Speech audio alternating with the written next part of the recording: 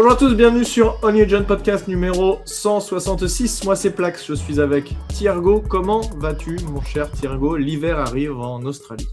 Ouais, c'est terrible, c'est terrible, mais malgré tout, je suis très content d'être là parmi vous, comme d'habitude. Ça m'apporte beaucoup de chaleur au cœur. Dans ce pays, voilà, où en fait il faisait 13 degrés ce matin, c'est ce que je disais à Plax, et notre maximale était à 23. Voilà, j'allais dire, il se connecte, il me dit, oh là là, c'est terrible, il fait froid, il faisait 23 aujourd'hui. Ouais, et donc c'est vrai que ça a l'air absolument catastrophique.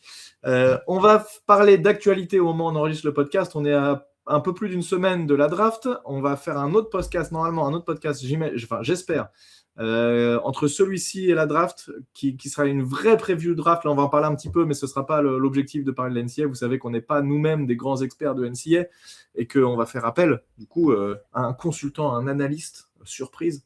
Vous verrez ça, normalement. On est censé l'enregistrer demain, si tout va bien. Mais aujourd'hui, on va parler des actualités parce qu'il s'est quand même passé des choses dans la sphère des New York Giants. Avant ça, Thiergo, peux-tu rappeler, s'il te plaît, à nos auditeurs comment ils peuvent nous soutenir? C'est extrêmement important pour nous permettre de partir en vacances un petit peu plus loin.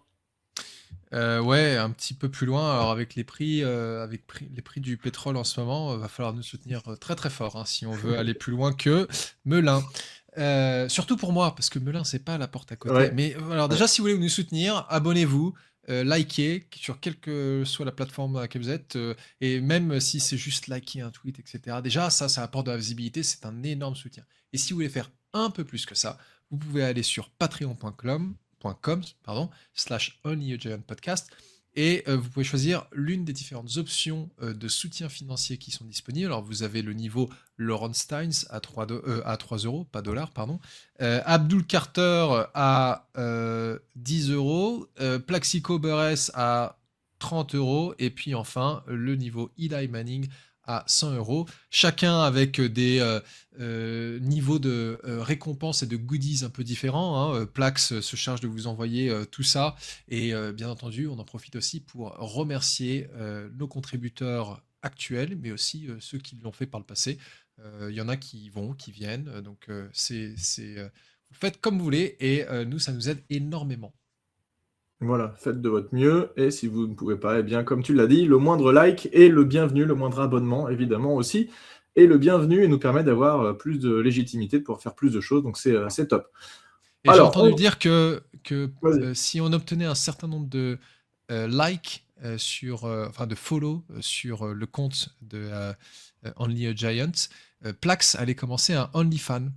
Et je ne vous parle pas des interviews de fans, hein. Là je vous parle du vrai OnlyFans, donc allez-y. Voilà. Ouais, alors, juste avant, Thiergo est en train de lécher son micro. Alors, on n'enregistrait pas, mais du coup, on se demande qui va faire son OnlyFans. Mais écoute, on pourra se mettre en concurrence, toi et moi, on verra celui qui a le plus d'abonnés à son OnlyFans. Alors, on va parler donc de l'actu des Giants. C'est évidemment la grosse actu. Tu as fait une petite capsule rapide sur Instagram pour expliquer. C'est Dexter Lawrence qui fait part de son mécontentement, qui indique qu'il souhaite être tradé. Juste après une saison moyenne, on l'a senti, c'est vrai, moins impliqué l'année dernière. Alors, il est aussi vrai qu'il a été beaucoup plus double-teamé, mais malgré tout, on a senti peut-être une petite baisse de niveau et peut-être une baisse de motivation. Et ça s'est ressenti d'ailleurs globalement dans cette défense qui était assez catastrophique l'an dernier. Comment tu vois la chose, toi? Est-ce que tu penses que c'est juste un moyen de pression pour obtenir un renouvellement de contrat et un salaire plus important? Parce que là, actuellement, c'est vrai que par rapport au niveau des salaires des defensive tackles, il n'est pas dans le top alors qu'il est clairement dans les meilleurs de la ligue et donc ça ne reflète pas forcément son niveau. C'est peut-être ça qui l'embête. Ou est-ce que tu crois qu'il a vraiment envie de partir? Est-ce que voilà. Comment tu situes la chose entre ces deux possibilités? Alors, faut en effet repartir un peu du départ parce que pour ceux qui ne s'en rappellent pas, Dexter Lawrence a signé sa première extension NFL après son contrat rookie en 2023 où il a signé un contrat de 4 ans pour 90 millions de dollars avec 46 millions, un peu plus de 46 millions de dollars garantis. À l'époque, c'était pas, contrairement à ce que je disais dans ma capsule, je me suis planté, ce n'était pas le plus gros contrat d'été, mais c'était l'un des plus gros, hein, je crois, il me semble que c'était un top 3. Et cette saison-là, il fait Pro Bowl et second All Pro Team, enfin second team, voilà, vous m'avez compris. Suivi d'un autre Pro Bowl la saison suivante, alors qu'il avait fait que 12 matchs. C'est la saison où en fait il fait que des sacs. Il était favori pour être Defensive Player of the Year, et puis en fait il s'est blessé au coude et on l'a plus vu le reste de la saison. Et puis il y a la fameuse saison 2025 où en fait là on n'a plus vu le Dexter Lawrence qu'on connaissait qui battait les double teams sans cesse. On a vu un Dexter Lawrence qui était aussi énormément frustré par le coaching défensif, même s'il mettait beaucoup d'efforts pour ne pas le montrer devant les journalistes. Ne rien dire, essayer de rester. Littéralement ne rien dire. On lui posait une Ouais. question et là il fait genre 5 secondes de silence en mode qu'est-ce que je peux répondre à ça? Je crois que la question c'était est-ce que vous pensez qu'il faut un changement de leadership défensif ou un truc comme ça. Bref, arrive le 7 avril 2026 et alors que la free agency est passée depuis un bon moment, on s'approche de la draft, et bah il y a cette demande de trade qui tombe. Pour moi, pour répondre de manière quand même assez détournée à ta question et te laisser la parole, pour moi, c'est clairement un moyen pour lui de faire pression sur les Giants pour augmenter son salaire, parce que s'il voulait changer d'équipe, il aurait demandé à être tradé au début de la free agency pour qu'on trouve quelqu'un qui a besoin de combler un trou. Ok, je sais pas. Moi, je veux bien croire aussi que potentiellement, il a vraiment envie de changer voilà, de pas attendre. Les Giants sont pas en rebuild total, mais malgré tout, le fait que John Harbaugh soit arrivé, il doit mettre sa patte dans l'équipe et c'est pas cette année qu'on va jouer le Super Bowl et on espère évidemment faire une meilleure saison, mais est-ce qu'il a envie d'encore attendre? Il a bientôt 30 ans. Est-ce qu'il a envie d'encore attendre une saison avant de recommencer à être potentiellement vraiment compétitif? Je sais pas comment il voit les choses et est-ce qu'il pourrait être tradé dans une équipe très forte? Alors, le seul truc, c'est que s'il faut le trader, ça me fait chier. Je pense que c'est pas le genre de joueur qu'il faut trader parce que c'est des mecs qu'il faut garder quand tu as des gars comme ça. On a fait trop d'erreurs de laisser partir des gars. Ça dépend évidemment de la compensation, on peut en parler, mais le seul chose, c'est que je voudrais juste pas qu'il parte aux Eagles. C'est le seul truc. S'il s'en va, ne le laissez pas partir. Et je pense que John Harbaugh serait suffisamment malin pour ne pas laisser. Alors, je connais pas l'historique des départs des joueurs des Ravens. Est-ce qu'il y en a qui sont partis dans des équipes rivales ou pas? Mais bon, voilà, si on peut l'envoyer à un endroit où il nous casserait pas trop les pieds, ce serait quand même pas mal parce que ils sont déjà loadés suffisamment les Eagles en termes de defensive tackle. Si en plus on leur donne encore des armes, ça va devenir un petit peu relou. Mais ouais. Malgré tout, bon, si on regarde un peu, imaginons le pire scénario, il veut vraiment partir, il faut absolument trouver une compensation. Déjà, il faudrait le faire rapidement parce qu'il nous faudrait potentiellement des pics sur cette draft, donc ça veut dire là, dans les jours qui viennent, ça va être chaud d'avoir un trade qui peut se monter aussi vite. Bon, sinon, ça pourrait être pour la draft de l'année prochaine, mais si on regarde ce que ça peut valoir, le trade qui nous vient le plus en tête, c'est évidemment celui de Quinnen Williams qui venait des Jets pour aller à Dallas, et il a été échangé contre un first round pick et un second round pick. Oui, non, c'est ça. Donc, ça veut dire un premier, un deuxième. Et un defensive tackle. Mazzy Smith, qui avait été drafté. D'accord. Voilà, qui avait été drafté. Et pas un joueur de fond de roster, hein, un joueur qui avait été drafté en fin de premier tour en 2023, encore jeune, sous contrat. Donc, pour moi, en équivalent pick d'été, Mazzy Smith, c'est probablement un deuxième tour, quoi. Et est-ce que Quinnen Williams n'est pas un peu plus jeune que Dexter Lawrence? Je sais pas quel âge il a. Non, ils ont le même âge. Dexter Lawrence a 28 ans. Il me semble que Quinnen Williams a peut-être déjà 29. Dexter Lawrence aura 29 ans pendant la saison. Si je dis pas de bêtises, il est du mois de novembre. Okay. Non, il est pas encore vieux, Dexter Lawrence. Pour moi, il a encore 4 bonnes saisons à tirer avant qu'il passe dans cette phase de sa carrière où il se dit, bon, je suis plus le top dog, mais je suis quand même un defensive tackle suffisamment dominant pour pas qu'on mette juste un joueur sur moi, ou en tout cas pas tout le temps. Je suis vraiment pas convaincu que son agent et lui cherchent à partir. C'est quelque chose aussi qu'il faut garder en tête, c'est que 2026, donc il lui reste 2026 et 2027 sur son contrat, et que en fait, il a 0 garantie sur ces 2 années-là. Sa dernière année avec un salaire garanti, c'était 2025. Il est maintenant aussi 11e defensive tackle dans les salaires. Donc, Mm. il y a beaucoup de gars qui Il est se clairement sont pas fait. 11e en termes de niveau, hein, ça c'est Ah clair. non, mais clairement pas. En fait, il y a beaucoup de gars qui se sont fait payer après lui, hein, dans les années à suivre. Et le salary cap monte, donc forcément, il y a une inflation des Mm. contrats. Et ton Mm. contrat, de toute manière, il est sous-coté. Enfin, je veux dire, tu es déjà sous-payé à partir du moment où tu as signé ton contrat. Dès que le joueur suivant à ton poste a signé un nouveau contrat, tu es Mm. sous-payé. Bah oui, mais bon. Et donc, pour moi, Dexter Lawrence, c'est ça, il veut juste réévaluer tout ça. Je pense Et pas l'an dernier, qu'il. il avait eu des incentives qu'il n'a pas atteint, donc ça lui a pas Ouais, rapporté de salaire supplémentaire. Et là, clairement, bah, il veut une garantie et des années complémentaires. Je comprends qu'à cet âge-là, c'est le bon moment pour re-signer peut-être le plus gros contrat, puisque s'il re-signe pour 3-4 ans, derrière, comme tu dis, ce sera peut-être plus compliqué d'avoir un gros contrat. Bon, après, il peut toujours être exactement. renouvelé, hein, C'est son dernier gros contrat, mais il y a beaucoup de gens qui regardent sa saison 2025 en disant la saison 2025, elle a été ultra décevante, il a fait 0,5 sacs, on l'a ouais. pas vu.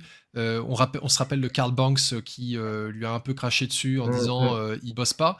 Mais ce que j'avais dit justement dans la petite vidéo sur Instagram, c'est que en fait, Dexter Lawrence, il était quand même double teamé la plupart du temps, Ouais. alors que tu as des gars qui ne sont jamais double teamés et qui ne sont pas capables de battre un offensive line en NFL. Dexter Lawrence, tu le mets tout seul, généralement le team va se faire battre. Et Ouais, d'ailleurs, ouais. Ah bah c'est sûr, c'est sûr. Ouais. voilà. Et sur la fin de saison, je sais pas si tu as remarqué, je sais pas ce que tu en penses, mais moi j'avais trouvé qu'avec Charlie Bullen, mais ça c'était aussi un effet qu'on avait remarqué de manière globale dans la défense, c'est qu'une fois Mm. que Charlie Bullen était échauffé et savait comment s'y prendre, comment faire du play calling défensif, Dexter Lawrence a aussi beaucoup mieux joué. Toute la défense avait mieux joué dans tous les cas et on avait réussi à gagner 2 matchs d'ailleurs avec ça. Ouais, non, je suis d'accord. De manière globale, si on prend les 3 dernières saisons, de toute façon, il est bien au-dessus en termes de pression. Il est largement devant par rapport à tous les autres défenseurs, donc enfin tous les autres defensive tackles. Donc bon, pour moi, je pense qu'on sait ce qu'il vaut. Les coachs savent ce qu'il vaut aussi. Je pense qu'il faut essayer de trouver une solution. Si maintenant, si vraiment il y a un problème en interne et que le mec ne veut absolument pas rester, tu peux pas garder un joueur qui a pas envie de rester. Même si tu lui donnes de l'argent, il va rester un petit peu, mais il sera un peu sur le recouloir et il sera pas forcément à fond et ça peut engrainer d'autres à avoir un mauvais comportement potentiellement. Donc ce genre de choses-là, il faut pas laisser un truc gangréné comme ça. Donc il faut résoudre le problème dans un sens ou dans l'autre. Soit tu le trades rapidement, soit tu augmentes son salaire rapidement si tu comprends que lui veut rester. Donc c'est effectivement peut-être juste un signe pour réussir à avoir son contrat. Je pense qu'on le saura assez rapidement, à mon avis. Ouais. Mais il faut juste pas laisser comme ça traîner parce que lui, il n'est pas venu pendant les entraînements qui étaient évidemment pas obligatoires, mais il n'était pas là. Donc bon, voilà, il Ouais. faut pas laisser le truc trop traîner. Bah, pour moi, si un trade devait se faire, il se ferait au plus tard le jour même de la draft, ce qui Ouais. serait assez un sacré rebondissement. Mais très franchement, moi, le trade, j'y crois qu'à 10%. 90%, je pense que il va rester chez les Giants. Euh, Ou alors, tu vas avoir un truc qui va se monter. Ils vont annoncer un trade au moment, oui, effectivement, quasiment au moment de la draft, en disant, bah voilà, on a échangé tel truc et on va piquer 2 fois à un moment donné. Rappelons qu'on n'a pas de troisième tour, donc ça peut être un premier, un troisième. Je sais pas du tout ce que. Je pense que ça vaut plus que ça, mais bon, j'en sais Moi, rien. moi, moi j'avais noté justement parce que j'avais regardé, donc il y a le trade de Quinn Williams que tu as cité. Un peu plus loin, en 2020, il y avait DeForest Buckner, mais c'était pour un pick au premier tour dans les 15 premiers picks. Mhm. Donc bon, ça, c'est un peu différent. Et puis Buckner était aussi plus jeune. Mais je verrais bien, j'ai pas envie de le trader, mais pour moi, c'est 2 choix de premier tour, ou alors un choix de premier tour plus un deuxième ou troisième choix, enfin choix de troisième tour, pardon, Mhm. et un joueur. Ouais. Pas forcément un joueur qui soit un titulaire, mais juste un joueur qui peut contribuer. Bah, le truc, c'est que Euh, c'est chiant, c'est que vraiment, là, on se découvre en termes de ligne défensive. Déjà qu'on est très il y léger a- en termes de défensive tackle, il y a vraiment exactement. personne. C'est le bordel. Là Bah, c'est la porte ouverte, hein. bah, oui, en effet, et ça c'est un très bon point que tu soulignes, c'est si Dexter Lawrence part, il y a qui? Il y a Darius Alexander. Bon, Personne. j'ai plus en tête les gars qu'on a signés récemment. On a Là, laissé on a. partir des gars, on a re-signé des gars, mais c'est léger. On n'a pas de titulaire. Il y a quelques années, on avait 2 énormes defensive tackles et maintenant, on est en train de galérer à avoir qui que ce soit. Donc, Ouais. bon. Bon, on a vu la news, j'ai plus son nom en tête, mais apparemment il y a un free agent qui est venu visiter les Giants, qui est aussi un ancien Oui. des Ravens, donc Qui vient des Chargers Harbaugh, aussi. Comment ah, merde. Ah, j'ai plus en tête avec non plus. Je l'ai vu ce matin, effectivement. Bon, après, c'est pas un remplacement de Dexter Lawrence non plus. Mais en tout cas, il cherche à se renforcer, ça c'est clair. D'ailleurs, si on a fini sur ça, ça va nous amener au point suivant. Sur les autres actus, on a signé. Alors, moi, je trouve que le problème actuellement, c'est qu'on a. Je comprends pas pourquoi on n'a pas re-signé Greg Van Roten, parce qu'il reste toujours un trou dans notre offensive line au poste de garde droit. C'est un mec qui coûte rien. Pourquoi on re-signe pas ce mec-là, bordel de cul? C'est quoi la décision derrière ça? J'arrive pas à comprendre. À la place, on signe Daniel Falele, un mec qui jouait l'année dernière aux Ravens et qui a été archi-naze. Alors oui, il a un espèce de physique qui a l'air monumental, mais j'ai vu des trucs où les mecs, les supporters des Ravens, ils avaient l'air de le détester. Ça avait l'air d'être un espèce d'Evan Neal bis, quoi. Donc je sais pas pourquoi on a laissé ce trou traîner. Mais pour l'instant, au poste de garde droit, je trouve qu'on n'a pas le joueur. Alors, est-ce que ça va nous obliger à drafter un mec au deuxième tour de la draft? Enfin, je sais pas, mais c'est chiant, quoi. C'est chiant de ne pas avoir cette solution et que ça nous force à faire des moves peut-être pourris à la draft pour aller choper un mec. Ouais, je sais pas ce que tu en bon, penses, mais ce poste de garde droit, moi, il me fait chier.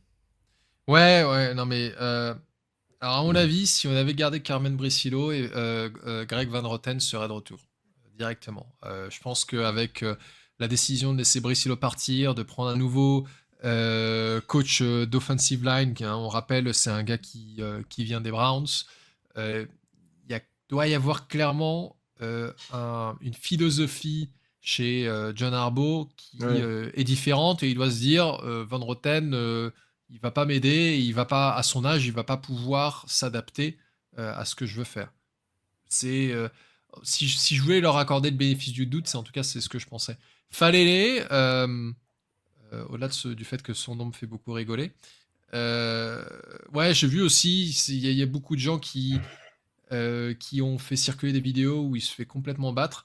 De ce que j'ai lu sur lui, c'est un gars qui a de sacrés atouts physiques, est capable de dominer complètement des bull rushers parce qu'il a la stature, mais que quand il perd le contrôle, il le perd totalement et ça Comme devient Evan Neal. catastrophique.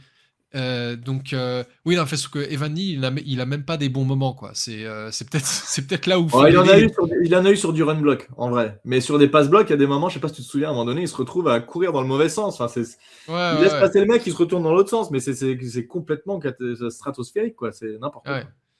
Donc, je pense pas que Fallait soit notre titulaire pour Non, moi non plus. 2026, en tout cas, j'espère. Mais je pense qu'en effet, comme tu dis, le problème, c'est que ça te met dans une situation où à la draft, tu te dis, bah, il faut absolument que je draft un garde dans les 2 premiers tours, quoi. Mais du coup, ça te C'est. force un peu la main et t'es pas serein. Ouais, c'est chiant. Et je pense pas qu'on en prenne un au premier tour. Enfin, surtout avec un pick 5, tu prends pas un garde. Normalement, les gardes, tu es censé pouvoir en trouver des bons plus tard. C'est rare qu'il y ait des gardes qui soient pris si haut, sauf s'il y a vraiment un mec qui est générationnel, comme on a pu le voir. Comment il s'appelle, le mec des Colts, là, qui a été pris au premier tour assez tôt. Qui est, Quentin voilà, Nelson. ouais, voilà, quand tu as un mec comme ça, ok, je dis pas. Si on est sûr que le mec à ce niveau-là, moi, ça me dérange pas de prendre un garde, hein, c'est aucun souci. Mais bon, j'y crois moyen quand même. Donc oui, c'est clair qu'en tout cas, ce joueur n'est pas la solution. Et je trouve qu'on laisse un peu le truc traîner là-dessus, c'est un petit peu dommage. On a signé aussi, on a appris ça cette nuit, Brandon Allen, donc quarterback, qui a joué, alors c'est typiquement du quarterback 2, quarterback 3, qui a joué aux Jaguars, Rams, Broncos, Bengals, 49ers. Je crois qu'il n'avait même pas d'équipe l'an dernier, il était free agent. C'est un mec qui est correct et qui, en termes de QB3, j'ai aucun souci avec ça. Voilà, je ne sais pas si tu as des choses à dire là-dessus. Ouais, bah, il a fait, je crois qu'il a 10 titularisations en 12 ans de NFL. Pour moi, c'est juste un mec qui est là pour en fait permettre à Jackson Dart et Jameis Winston de se reposer quand l'équipe C et l'équipe D doivent s'entraîner. Je suis pas forcément convaincu enfin, je me trompe peut-être, hein. Faudrait regarder d'ailleurs les équipes de John Harbaugh sur est-ce qu'il prend 2 ou 3 QB. Mais si on avait que euh, Jackson Dart et Jameis Winston avec un quarterback dans le practice squad, moi ça m'irait très bien. Ouais, alors sachant que bon, c'est quand même des quarterbacks qui peuvent se blesser aussi, et c'est maintenant, tu as besoin de 3. Je crois que dans le football moderne, les quarterbacks sont beaucoup plus blessés que fut un temps. Et alors, t'en as pas 3 le jour de match, mais t'en as 3 potentiellement dans l'équipe. Ouais. Voilà. Comme l'an dernier, hein, il y avait toujours, t'en as toujours 2 et un troisième qui est là, qui est pas équipé. Euh, donc on l'a dit, les Giants étaient de retour à l'entraînement. Alors c'est un entraînement qui n'était pas obligatoire, c'était principalement, ils ont couru un peu, ils ont principalement fait de la musculation, mais c'est les premières fois qu'ils se retrouvent tous ensemble, les premières fois que le coach enfin que les coachs d'ailleurs ont accès aux joueurs et peuvent faire des choses avec eux. Tu l'as indiqué dans les notes, Paulson Adebo n'était pas venu. On a vu des infos qui disaient que l'ownership avait été, enfin pas l'ownership, mais le GM avait été en contact avec Paulson Adebo et les coachs, donc ils se sont appelés. Ils n'avaient pas trop l'info. Je crois qu'ils ont demandé à Arbo ce qu'il savait pourquoi il était là. Il disait bah non, mais après c'est pas obligatoire. Ils ont été en contact avec lui. Je pense pas que lui, ça m'étonnerait qu'il y ait spécifiquement un problème. Il peut pas faire sa star spécifiquement vu la saison qu'il a fait l'an dernier qui était pas incroyable. Donc à mon avis, c'est juste un fait divers qui a pas plus d'importance que ça. Ouais, ça fait juste mauvais genre, je trouve. Alors moi, je suis le premier à dire les entraînements obligatoires ne sont pas obligatoires, et donc si quelqu'un ne veut pas venir, il ne vient pas. Mais par contre, en fait, je trouve que ça fait mauvais genre quand tu as un nouveau head coach qui arrive, Ouais. de Mm. pas au moins prévenir que tu vas pas Mm. venir. Je veux Mm. dire, tu t'es, Mm. t'es un gros free agent, oui, t'es un vétéran, t'as pas forcément besoin d'assister à ces trucs-là, même si c'est toujours mieux, encore plus quand tu as un nouveau coach, de montrer ton niveau d'engagement. Euh, mais alors, ça se trouve, il y a peut-être une raison très valable qui fait que dernière minute, il n'a pas pu y aller, et il n'a pas pu en parler, il a peut-être perdu quelqu'un dans sa famille. Enfin, moi, j'ai pensé ça à scénario catastrophe en mode, Mm. il a perdu quelqu'un dans sa famille, et bah là, ton boulot, et c'est aussi valable pour n'importe qui, quoi. C'est évidemment ton boulot, c'est pas la priorité.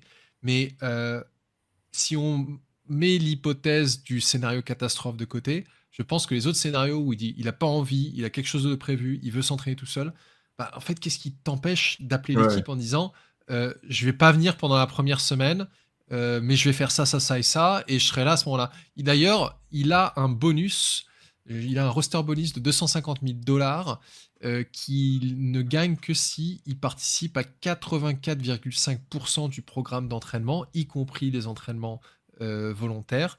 Donc en fait, s'il veut toucher cet argent, je crois qu'il y a une certaine date à laquelle il doit se pointer. C'est peut-être la semaine prochaine, je ne l'ai plus en tête. D'accord. Ok. Bon. On verra, mais bon, a priori, pas plus d'inquiétude que ça. Ouais. Est-ce qu'il y a d'autres Les, infos importantes sur. Bah, les autres absents, je sais plus si on l'a dit, mais les autres absents, c'était naturellement Dexter Lawrence Ah, qui, on l'a dit, ouais. lui, voilà. Et aussi un DT, Sam Roberts, que personne ne connaît. D'ailleurs, on s'est même pas rappelé de lui quand on s'est dit qui est-ce qu'il y a à ce poste-là. Qui lui, en fait, s'il n'est pas là pour raison de santé. En fait, il venait de se faire opérer et il n'avait pas le droit de voyager. Il n'a pas le droit de prendre l'avion. Mais encore une fois, l'équipe était au courant, et ça explique son absence. Ok. Est-ce qu'il y a d'autres actus qui se sont passés qu'on aurait zappé depuis le dernier podcast bon, Ah, c'est si, calme, hein. je pense à une Ouais, vas-y. qui est le petit moment Jeffrey Epstein de l'épisode. Si Ah, tu vois. Ouais. Non, tu vois pas de ouais. quoi je parle? Bah, Bah, Jeffrey tu Epstein, sais, je vois ce que c'est, et je sais qu'il y avait des problèmes avec l'ownership, mais. voilà, Ah, avec Steve. Oui, oui, ok, vas-y. Je pense Alors, que je vois ce que tu veux. Steve Tisch a été éclaboussé dans l'affaire Jeffrey Epstein, où il a fait un déni en disant moi j'ai touché qu'à de la majeure, et c'était consentant. Il n'a pas parlé de l'écart entre lui, Ils, les ils ont, personnes ils comme ont tous ça. fait ça, hein. Quand tu écoutes Ouais. Sarkozy ou François Fillon qui disent moi j'ai rien fait, il n'y a jamais eu d'emploi fictif, j'y n'ai ici pour rien, je n'étais pas au courant, finalement ils sont tous épinglés derrière. Donc, évidemment que tu Et commences par dire ça. Et, euh, et du coup, en fait, il y a une news qui est sortie, c'était que Steve Tisch et son frère et sa sœur, qui sont propriétaires, enfin copropriétaires des Giants, Mm. ont transféré leur part à leurs enfants et petits-enfants. Mais ça, apparemment, c'était un move qui était mis en place. Il l'avait déjà fait Ok. progressivement les deux années précédentes. Tout ça pour dire que euh, Steve Tisch n'est officiellement plus propriétaire de NFL. D'ailleurs, Roger Goodell a dit c'est plus un propriétaire de NFL, donc en fait, il n'y aura aucune action qui sera menée contre lui. Mais il reste quand même président du conseil d'administration des Giants, ce qui ne fait sourciller personne, à part moi, bien entendu, où je me dis c'est quand même une sacrée hypocrisie de la part des Giants et de la NFL de ne rien faire par rapport à quelqu'un qui est dans l'un des plus gros scandales de VIP en ce moment, quoi. Ouais, Il y a des guerres, il y a des guerres qui sont déclenchées pour faire oublier ça, ne l'oubliez pas. N'oublions pas. Et je pense qu'on n'est pas au bout de nos surprises avec ce qui se passe quand Bon, on va pas parler de l'affaire Epstein, mais à mon avis, il y a un paquet de trucs qui vont être dévoilés encore et dès que Trump aura plus la main sur ça, les documents, s'il fait pas brûler la baraque avec tout ce qu'il y a dedans, le prochain gouvernement va arriver, va récupérer tout ça et ça risque d'être un sacré bordel. Mais je me suis demandé quand même, parce que forcément, quand la news cette année est sortie que Steve Tisch transférait ses parts à ses enfants et petits-enfants, beaucoup de gens se sont dit ah, il fait ça parce qu'il vient d'être éclaboussé dans Epstein. Mais en fait, ça, comme je l'ai dit, ça avait commencé 2 ans avant. Et en fait, je me demande si c'est pas. Ils ont senti la vague venir en disant on va transférer avant que ce soit publié. Et puis, pas de chance, l'affaire a été publiée avant, enfin le contenu a été publié avant et on Du l'a coup, le pris timing est avant à dans le chier, sac. quoi, parce qu'on a vraiment l'impression qu'ils ont fait ça pile en réaction à ce qui s'est Exact, passé, ce qui n'est pas le cas au exactement. final. Ok. Mais bon, c'est pas tellement une actu sportive, Non. mais Mais ça touche les Giants. ça touche les Giants. Comme si on avait besoin de ce genre d'actualité dans notre équipe qui est déjà bien en galère. On va finir rapidement avec la draft juste pour quelques rappels et puis dire un peu ce qu'on entend. Et comme je le disais tout à l'heure, on va faire normalement, j'espère, un podcast qui sera dédié à parler plus en détail des joueurs. Alors, juste pour rappel sur cette draft, donc, qui a lieu jeudi. Alors, on sera le combien 24. C'est le combien le tour 1, le tour 1 Ça doit être le 23, jeudi 23 au soir, dans la nuit du 23 au 24. Donc, ça va commencer en plein milieu de la nuit, comme d'habitude. Les Giants sont le pour pic. moi. Oui, bah, bien sûr, pour toi, mais bon, je crois pas qu'on ait beaucoup d'auditeurs en Australie, donc on va parler pour la France. D'ailleurs, j'ai trouvé. Alors, je suis désolé, je Vas-y, petite interruption, mais j'ai trouvé un compte de fans des Giants australiens que j'essaie de contacter. Pour le moment, j'ai pas encore eu de retour. Ok. Voilà. C'est beau.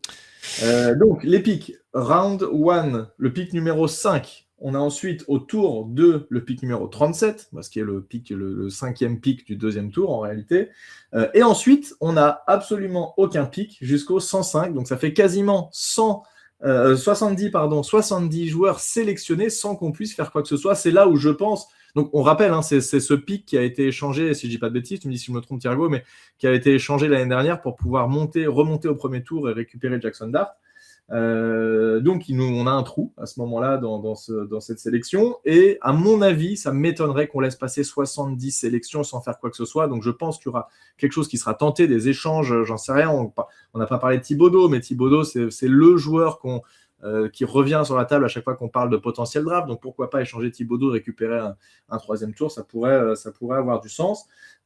Ensuite, au tour numéro 4, on a le pic numéro 105. Au tour numéro 5, on a le pic numéro 145. Ensuite, on a 3 pics au tour numéro 6 et pas de pic au tour numéro 7. Donc, on a le 186, 192, 193. Donc là, on va pic coup sur coup au tour numéro 6. Donc là, tu peux avoir des joueurs de rotation qui peuvent être intéressants quand même avec ces pics 5 et 6. Donc ça nous fait 1, 2, 3, 4, 5, 6, 7 choix, mais malheureusement pas de choix au tour numéro 3. Et on sait que c'est quand même des tours qui sont assez importants sur lesquels tu peux trouver des titulaires. Voilà. Il y a des choses. Je me suis pas trompé, c'est bien ça. Le tour numéro 3, c'était bien l'an dernier. C'est ça. Et en effet, tu as raison. Il y a un énorme trou dans nos choix de draft. Apparemment, d'ailleurs, quand John Harbaugh est arrivé chez les Giants, il aurait fait une réflexion en mode comment ça se fait qu'on ait aussi peu de pics? Généralement, les mauvaises équipes ont plein de pics et haut placés. Et en effet, on n'a pas beaucoup. Alors, tu as évoqué l'hypothèse d'un trade de Kayvon Thibodeau pour combler ce déficit de pics. Il y a aussi une autre option qui est le trade back au premier ou au second tour pour récolter un peu plus de capital de draft. Tout à fait. Donc, je serais probablement plus intéressé par la deuxième option que par la première. Mais ouais, ce serait bien de pouvoir récupérer un 3e tour, histoire d'avoir du talent, enfin des joueurs un peu plus talentueux, parce que à partir du 4e tour, ça devient vraiment compliqué de trouver quelqu'un qui va durer en NFL. Ouais, et oui, tu as raison, ce trade back pourrait être une bonne idée, ça, si le joueur que tu veux n'est pas là. Sachant que, bon, dans tous les cas, je pense que ce qui va se passer, il n'est pas là pour gagner cette année, John Harbaugh, même si évidemment il va viser le meilleur bilan possible, mais on va pas lui en vouloir si l'équipe fait pas un bilan positif cette année. À mon avis et la manière dont on voit les choses, et c'est toujours un peu hypocrite quand on dit ça et on a l'impression qu'il le respecte jamais, mais souvent on entend best player available, je prends le meilleur joueur qui est disponible et je suis pas là pour combler des trous. Le premier tour n'est pas là pour combler des trous, alors sauf quand tu parles de quarterback, mais sinon je suis là pour vraiment ajouter du talent à mon roster et j'ai l'impression que c'est ce qui peut se passer puisque un des noms qui revient beaucoup, et John Harbaugh s'est pas caché d'adorer le joueur, c'est Jeremiah Love qui est le meilleur running back de cette draft et on s'y connaît en draft de running back très tôt. Ça a été notre spécialité avec Saquon Barkley, qu'on a laissé partir à Philadelphie, vous le savez. Mais c'est vrai que c'est un mec, un skill player qui peut être intéressant. Tu regardes les vidéos, il a l'air complètement monstrueux. S'il tombe jusqu'à nous, et ce qui est suivant beaucoup de mock draft n'arrive pas, moi, ça ne me dérangerait pas spécialement, même si je pense que c'est pas là où on a le plus de besoin. Encore une fois, si on prend le meilleur joueur disponible, ça peut potentiellement tomber sur lui. Donc, running back Jeremiah Love qui vient de Notre-Dame. Derrière, dans les joueurs qui reviennent souvent, il y a 3 joueurs d'Ohio State. Alors, Ohio State, c'est assez ouf parce que c'est assez probable qu'ils aient 3 joueurs pris dans le top 10. Je ne sais pas si c'est... Je suis nul en historique, mais est-ce que c'est déjà arrivé qu'une université et 3 joueurs de l'université en question pris dans le top 10 dans les 10 premiers joueurs, ce serait assez ouf. À mon avis, ça n'a pas dû arriver souvent quand même. Je suis sûr que ça a pu arriver depuis la draft, hein, c'est depuis le milieu des années 30. À mon avis, ça a dû arriver une ou deux fois. Ça a pu arriver, mais ça doit être quand même assez exceptionnel. Donc les 3 joueurs dont il est question, normalement, si vous suivez un petit peu la NCAA, vous devez évidemment les connaître. Donc on a le linebacker Sonny Styles, donc qui est, je crois que si je dis pas de bêtises, c'est un ancien safety qui a été reconverti en linebacker, qui court aussi vite qu'un safety, mais qui est beaucoup plus gros et beaucoup plus puissant. Donc c'est un mec qui serait titulaire direct dans la défense, évidemment. Caleb Downs, le safety aussi, qui est pour beaucoup d'analystes, le meilleur joueur de cette draft, qui a un instinct assez incroyable, qui n'a pas un physique fou, mais qui est capable quand même de faire des plaquages et qui anticipe et qui lit tout bien, donc forcément ça aide beaucoup. Alors, en termes de physique, il me fait un peu penser à, comment il s'appelait le safety des Eagles, qui était assez stylé, qui n'était pas gros, mais qui arrivait quand même à faire des plaquages. Et il avait une mentonnière avec un gros truc blanc en mousse, là. Tu te souviens pas? Ça te dit pas? Il avait une visière noire. Brian Dawkins? Je me souviens plus. C'est lui? Brian Dawkins? Ouais, je crois que tu as raison. Je crois que c'est ça. Attends, laisse-moi taper. En tout cas, c'est le seul